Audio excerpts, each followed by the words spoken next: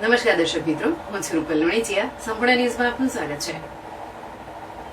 બનાસકાંઠા જિલ્લાના ગઢ ગામે આવેલા વિમળા વિદ્યાલય ખાતે જિલ્લા કક્ષાના રમતોત્સવમાં હથોડા ફેંકમાં છાપી શારદાશીસ હાઈસ્કૂલની વિદ્યાર્થીની ઋત્વા ગુડોલ 5 સ્પર્ધકોને પરાજિત કરી પ્રથમ નંબરે આવતા ઋત્વા આગામી દિવસોમાં રાજ્યકક્ષાએ બનાસકાંઠા જિલ્લાનું પ્રતિનિધિત્વ કરશે.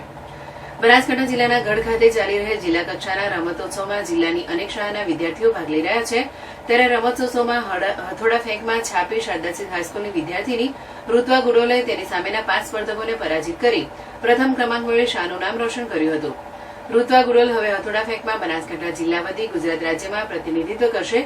જ્યારે આ જિલ્લામાં પ્રથમ આવનાર ઋત્વાએ પોતાની સમગ્ર સફળતાનો શ્રેય સ્કૂલના વ્યાયામ શિક્ષક રાહુલભાઈ પરમાર તેમજ મેહુલભાઈ પટેલને આપી જણાવ્યું હતું કે બંને ગુરુજનોને સતત પ્રેક્ટિસ કરાવવા માટે સાથે માર્ગદર્શન પૂરું પાડ્યું હતું.